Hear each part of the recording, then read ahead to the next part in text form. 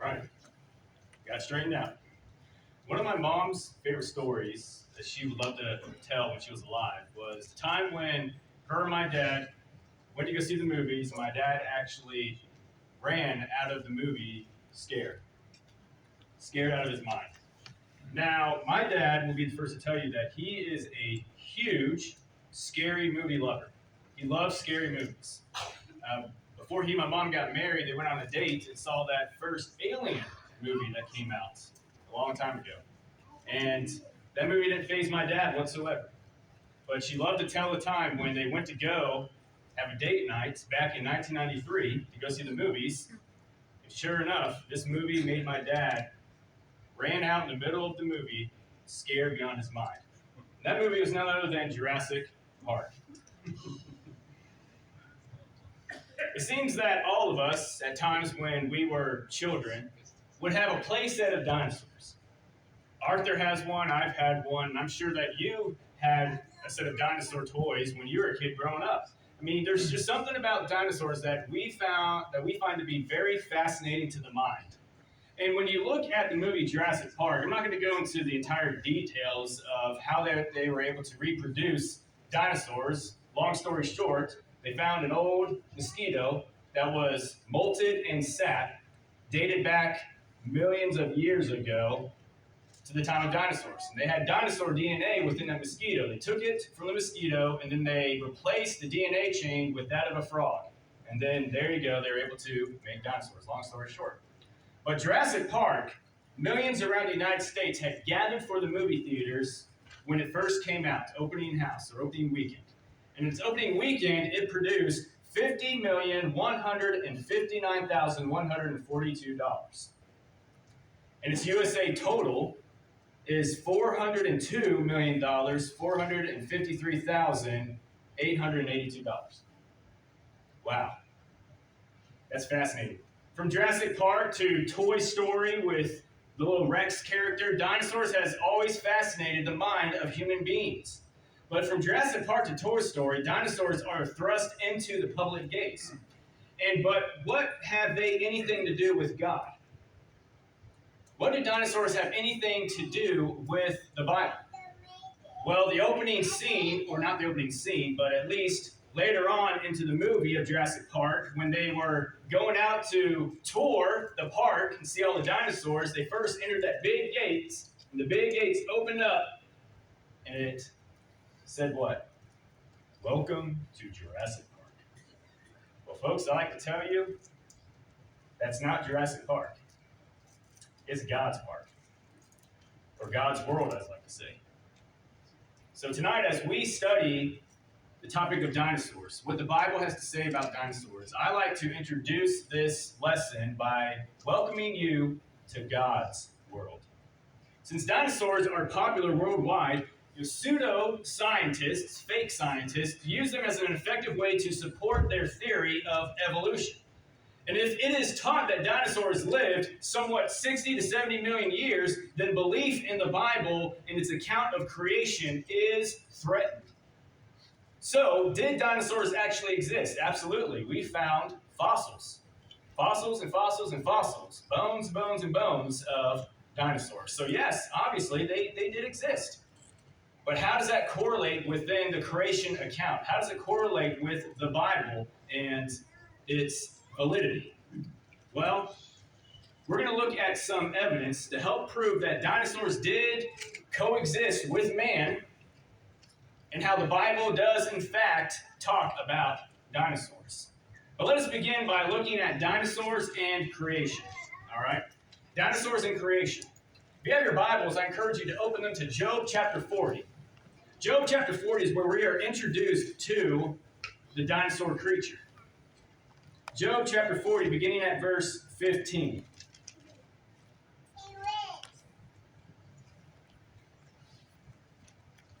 In Job chapter 40, verse 15, kind of give a little bit of a background of what's going on.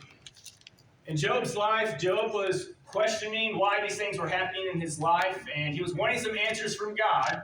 And sure enough, finally, God appeared to Job in a whirlwind. And he confronts Job and says, well, who do you think you are? in a sense. Where were you when I laid the foundations of the world? Where were you when I created the behemoth? Verse 15, he says, behold, the behemoth which I made as I made you. Now, this Hebrew word for behemoth literally translates, and it's emphasized, okay? It's emphasized in the Hebrew text, and it means really, really, really, really massive creature. All right? So now before we go a little bit further into its characteristics and its physical traits and its physical features, let's look at some evidence, okay? Let's look at some evidence to prove that dinosaurs did coexist with humans, okay? Now, first we need to ask the question, did they live on the earth? Yes, we found fossilized records of that. And it all began in 1822 by the name of Dr. Gideon Mantell. He discovered huge fossilized teeth out of a nearby canyon from where he lived. And after showing his discovery to well-known scientists, not even they could make an exact identification of what this creature is at the time. By 1842, enough teeth and bones have been discovered that British museum owner by the name of Richard Owen concluded that giant lizard-like reptiles had lived in the past. And he named these fossilized creatures dinosaurs, which comes from two Greek words that mean terribly or fearfully great lizards. So we have the man, as you can see in the picture here, on the left-hand side, that's Dr. Gideon Mantell. He's the first man that made the discovery. And then you find Richard Owens on the right-hand side, who later on gave the name dinosaur. Now I want us to look at what the Bible has to say in regards to every living creature. In Genesis chapter 1, verse 24 and 25, it says, God said, let the earth bring forth living creatures according to their kinds, livestock and creeping things and beasts of the earth according to their kinds. And God saw that it was good. Look at Genesis chapter 2, verse 19. Now out of the ground, the Lord God had formed every beast of the field.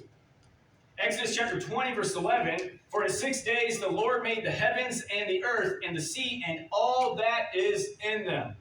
So yes, if dinosaurs existed, and they did, God created them, period. And we're going to prove, like I said, and show evidence that yes, they coexisted with man. So that brings us to the second question. When did they live on the earth? Well, according to worldly standards, dinosaurs and humans were separated by a period of 60 to 70 million years. But however, according to God's standard, all living creatures were fashioned on day 5 and day 6 in the creation account. God made mankind on day 6.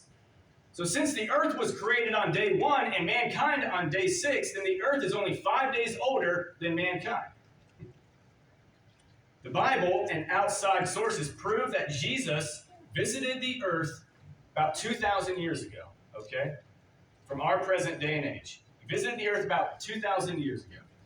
In Matthew chapter 1, verse 17, it records that 42 generations were there between Jesus and Abraham, a time that archaeology has determined to be around roughly approximately 4,000 years. Luke's account documents that there were only 20 generations between Abraham and Adam. All right?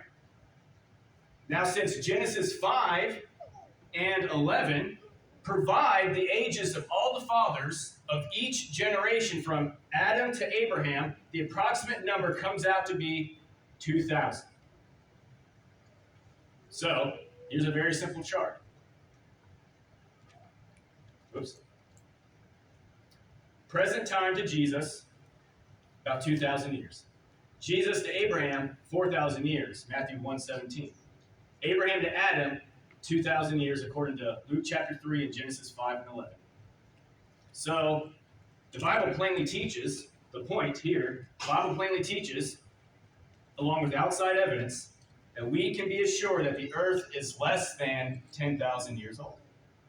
I would say somewhere between 6,000 to 8,000 approximately. Think about it. All right? Think real hard about it. Because how can a 70 million year old Tyrannosaurus rex bone still contain soft tissue, blood vessels, and blood cells, which were discovered in March of 2005, issue of Science? Mary Schweitzer, the lady that made the discovery, wanted her research team to get the long bone of the T-Rex back to the laboratory. So having encased it in a protective material, they discovered that it was far too large for it to fit inside the helicopter. And while trying to remove the bone out of the helicopter, someone had buttery fingers and dropped the fossilized bone. Uh-oh. That could cost you your job. But thankfully, it didn't cost her her job because they've made a fascinating discovery.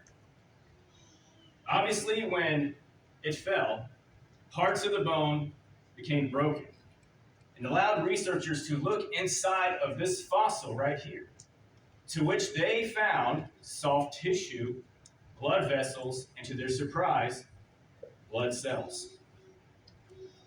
Ask any molecular biologist worth his salt, and he will freely admit soft tissue, blood vessels, and blood cells do not stick around inside a fossilized bone for 70 million years.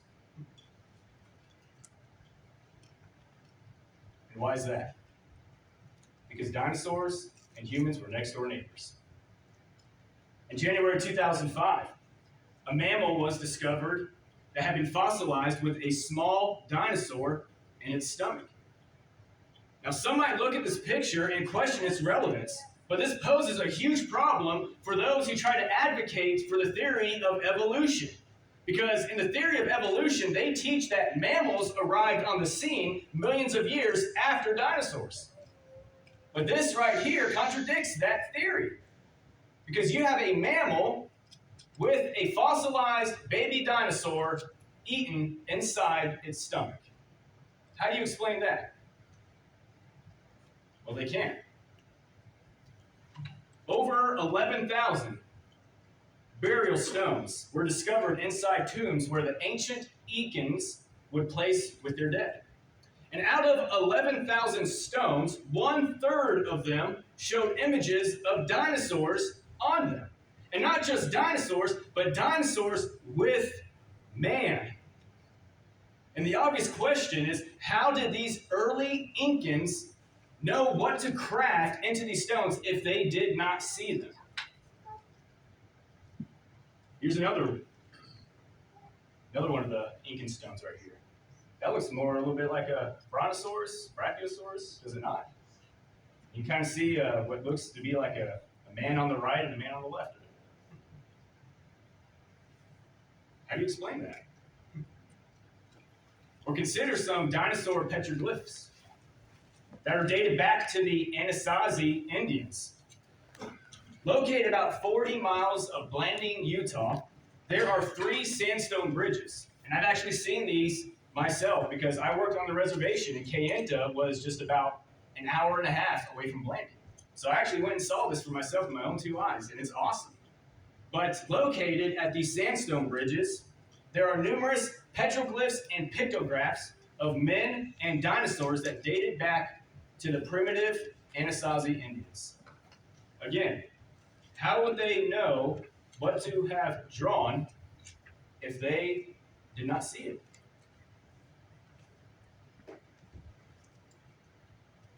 Or here's some dinosaur figurines discovered in Cambaro, Mexico.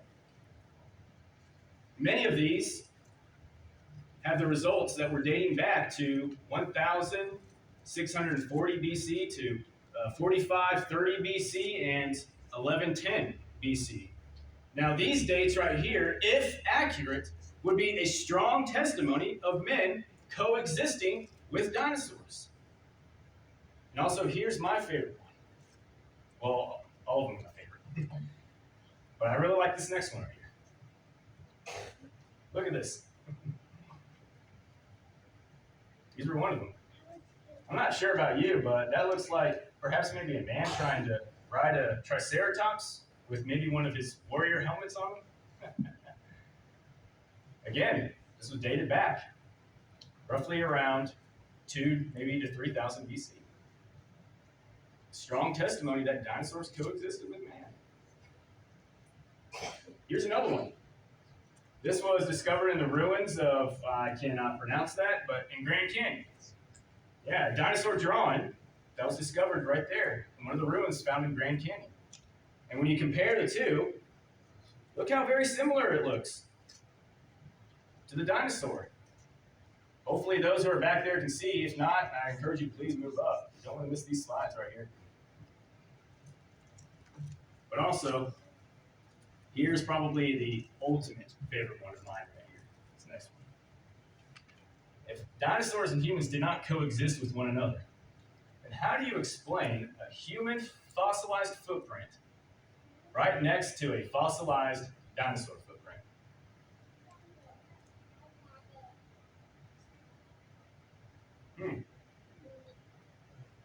And here's the thing. When they were excavating this and when they were studying the fossilizations of the human footprint and the dinosaur footprint, both of them were dated back to the same time period. How do you explain that? How do evolutionists explain this? Well, here's the thing, they can't. So what do? They just ignore it. They try not to allow these kinds of discoveries to be placed inside any academic books, any academic science books, because they don't want people to know that the theory of evolution is false. I don't know why. They're just stubborn, sadly. But we got to pray for those people. Pray that some of them will be able to actually be honest with the evidence and open their eyes that, yes, dinosaurs coexisted with man and that the earth is only around 6,000 to 8,000 years old and that God is the one who created this universe and all that is in it. Here's another picture of it. One dinosaur fossilized footprint going one way and the human footprint going the other way, opposite directions. It's pretty mind-blowing. So what does this all say? Let's go back to the behemoth of Job chapter 40. This behemoth is none other than the dinosaurs. Listen to the descriptions of it, okay? Because the detailed description fits perfectly with that of a dinosaur. Behold the behemoth, which I made as I made you. He eats grass like an ox. Behold, his strength is in his loins, and his power in the muscles of his belly. Look at that belly on that thing. He makes his tail stiff like a cedar. Now remember, cedar trees in the Middle East are not like the kinds of cedar trees that we have over here. The cedar trees back in the Middle East were huge, huge, thick. I encourage you, go to Google Images, type in cedars of Lebanon over in the Middle East, and they will show you how big those trees are. Look at the tail of that thing. That looks like its tail is as stiff as a cedar. The sinews of his thighs are knit together. His bones are tubes of bronze. His limbs are like bars of iron. He is the first of the works of God. Let him who made him bring near his sword. For the mountains yield food for him where all the wild beasts play. Under the lotus plant he lies, in the shelter of the reeds and in the marsh. For his shade, the lotus trees cover him. The willows of the brook surround him. Behold, if the river is turbulent, he is not frightened. He is confident, though Jordan rushes against his mouth. Can one take him by his eyes or pierce his nose with a snare? In other words, can a simple man like you, Job,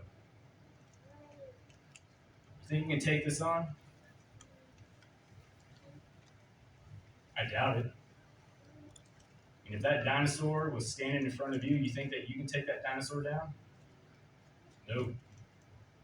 But as big and powerful as this creature looks, the point of what God's wanting to get Job to understand is, think how big I am. Think how big and powerful God is. He's able to actually create a creature this massive.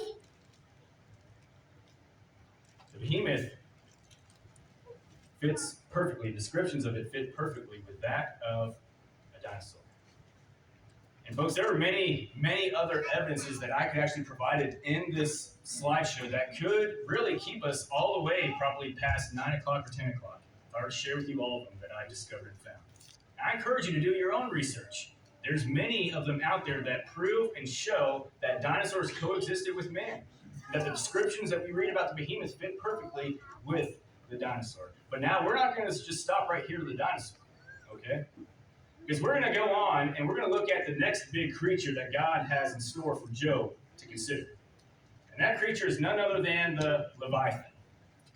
Chapter 41, verse 1, he says, "Can you draw out Leviathan with a fish hook, or press down his tongue with a cord?"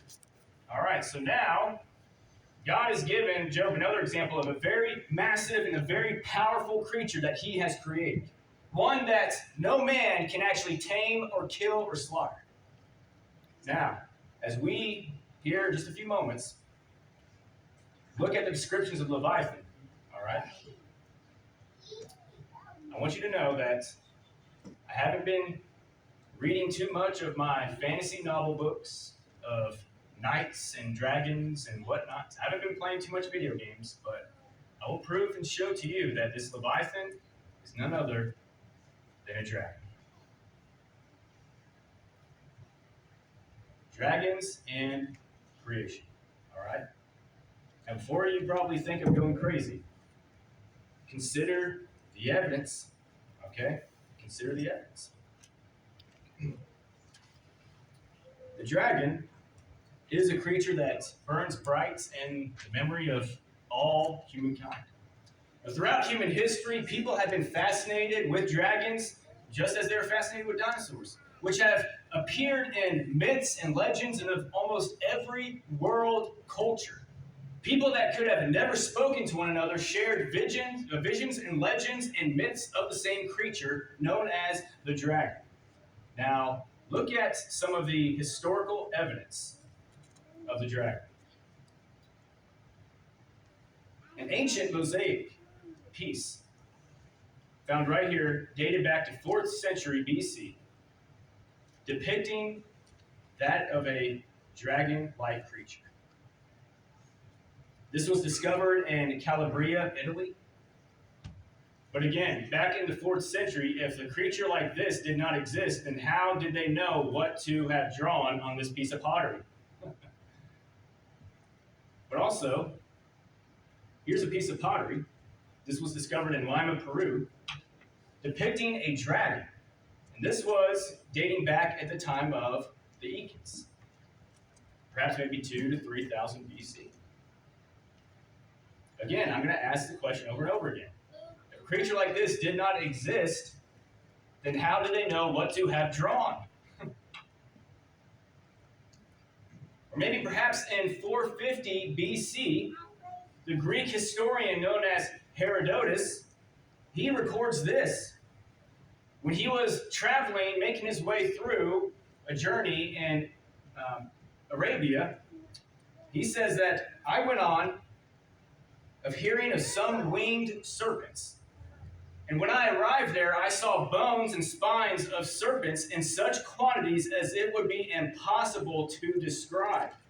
The form of the serpent is like that of a water snake, but he has wings without feathers, and as like as possible to the wings of a bat.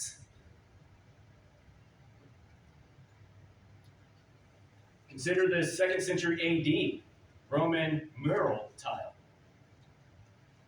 And this seems to be depicting that of like a dragon as well. Now, this mural is composed of hand-laid tiles that were laid down just after the Bible came to be in the completed form as we have it today. So again, I find that a little bit interesting, so that even during after the time of Christ, we have some discoveries of people perhaps maybe witnessing what looks like a dragon-like creature. And they formed it in the fashion of tiles. I can't imagine him to put all those pieces together. Here's some other records.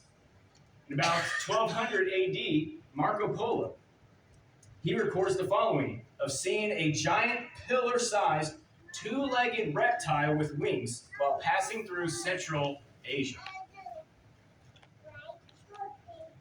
There's also some records over at the Chronicles of Canterbury Cathedral of people in 1449 AD reported seeing two fire-breathing flying serpents or flying reptiles engaged in a fierce hour-long struggle. One was black while the other was red and spotted. Now, again, consider the evidence. Consider all of the discoveries of the ancient mosaics that they uncovered, that they dug out of the earth, of creatures that resemble that close to of a dragon. And also witnesses, historical people recording evidence of seeing, witnessing of what looks like to be flying winged reptiles. That of dragons. But if you still don't believe me, okay, Cory. Really? Fire-breathing dragons. That's what you have to offer. You really have been reading too much of your little novel books. You have been playing too many video games. Okay, well, if you think that a fire-breathing dragon sounds ludicrous or impossible, then explain to me about the Bombardier beetle. You know what the Bombardier beetle is? I put it this way, if you can see it from, I guess, back there, but I wrote the following here. How can one look at a living Bombardier beetle that produces a boiling, hot, acidic spray in its abdomen, which the insect then expels from its back end in a rapid fire action, and conclude that no animal ever breathes fire or smoke? Or I could also, if I wanted to, I don't have a slide here for this, but I could also throw in another one. What about the electric eel? Electricity and water, they don't go well together. But yet we have a creature known as the electric eel that's able to live and swim in water and be able to produce a defense mechanism that gives out an electric shock to its predators and prey and still be able to dwell in water. Well, it seems that this Leviathan, according to Job 41, verse 1, he says, can you draw it out with a fish hook? Kind of gives the implication that dragons seem to be, they love the water. But I want you to understand and look at the descriptions as we read about the Leviathan and see how it fits perfectly with that of a fire-breathing dragon. Verse 2, can you put a rope in his nose or pierce his jaw with a hook? Will he make many pleas to you? Will he speak to you soft words? Will he make a covenant with you to take him for your servant forever? Will you play with him as with a bird? Or will you put him on a leash for your girls? Will traders bargain over him? Will they divide him up among the merchants? Can you fill his skin with harpoons or his head with fishing spears? Lay your hands on him. Remember the battle. You will not do it again. I mean, if you come toe-to-toe with a Leviathan, that's going to be a battle that you will remember if you make it out alive. Behold, the hope of man is false. So absolutely, if you're going up against that thing, he is laid low even at the sight of him. No one is so fierce that he dares to stir him up. Who then is he who can stand before me? Who has first given to me that I should repay him? Whatever is under the whole heaven is mine. I will not keep silence concerning his limbs, or his mighty strength, or his goodly frame. Who can strip off his outer garment? Who can come near him with a bridle? Who can open the doors of his face? Around his teeth is terror. His back is made of rows of shield. Look at those scales. It's shut up closely as with a seal. One is so near to another that no air can come between them. They are joined one to another, they clasp each other and cannot be separated. His sneezings flash forth light, and his eyes are like the eyelids of the dawn. Out of his mouth go flaming torches. Sparks of fire leap forth. Out of his nostrils comes forth smoke as from a boiling pot and burning rushes. His breath kindles coals, and a flame comes forth from his mouth. And his neck abides strength, and terror dances before him. The folds of his flesh stick together, firmly cast on him and immovable. His heart is hard as stone, hard as a lower millstone. When he raises himself up, the mighty are afraid. At the crashing, they are beside themselves. Though the sword reaches him, it does not avail, nor the spear, the darts, or the javelin. He counts iron as straw and bronze as rotten wood. The arrows cannot make him flee. For him, sling stones are turned to stubble. Clubs are counted as stubble. He laughs at the rattle of javelins. His underparts are like sharp potsherds. He spreads himself like a threshing sledge on the mire. He makes the deep boil like a pot. He makes the sea like a pot of ointment. Behind him he leaves a shining wake. One would think the deep to be white-haired. On the earth there's not anything like his, a creature without fear. He sees everything that is high. He is king over all the sons of pride. Well, given the descriptions, given the evidence of here, personally, I conclude that this Leviathan was none other than a fire-breathing dragon. And like I said, with the dinosaurs, there's a lot more evidence that I could easily have shown you here in the PowerPoint slides, but we'd be here for a very long time. So I encourage you, do your research. I know that there are some here who have always thought the Leviathan to be a blue whale, but there's only one big false information to that thought. Over a time period, blue whales have been conquered by man. We have slaughtered and killed blue whales. But God here says that no man can be able to tame or kill or slaughter a Leviathan. And I don't ever find any record or any evidence of somebody actually slaying or killing a fire-breathing dragon. Now, the big question a lot of people then ask after understanding this lesson, understanding the points and the facts and the evidence, is, well, then what happened to them? We no longer see them, so what happened to them? Well, folks, that is going to be a lesson for another time, because our time is up. But I want you to understand of what God's main point is for Job. Job has been going through a time of suffering, okay? Job has been dealing with a lot of turmoil in his life, and he is wanting answers from God. What is going on? Where are you? Are you still there? Why is all this happening? And then later on, he starts to get angry, he starts to get frustrated, and then he starts demanding an answer from God. And so God, when he appears to him, he shares with him these two massive creatures. And the point he wants Job to understand is, were you there when I created these creatures? Are you powerful enough to be able to handle these creatures on your own? Are you powerful enough to even create these creatures by just speaking them into existence? No. The hand that moves the universe is the same hand that created said universe. The historical and biblical evidence that proves the existence of dinosaurs, dragons, and how man and coexisting with man. It strengthens the Christian faith. Okay? Having understood that man and dinosaurs and dragons, we all coexisted and that they did exist, it strengthens the Christian faith. 2, it proves that all things were created. And 3, it humbles us before the almighty power of God. Well, the same God who created the universe always had the church in mind, did he not? He always had those who were going to be in his son, Jesus Christ. He had that in his mind since the foundations of the world. And the question is, are you part? Are you in his son, Jesus Christ? Are you part of that church that God thought about, that God knew about, all the way back since the very beginning of time? Are you part of that church today?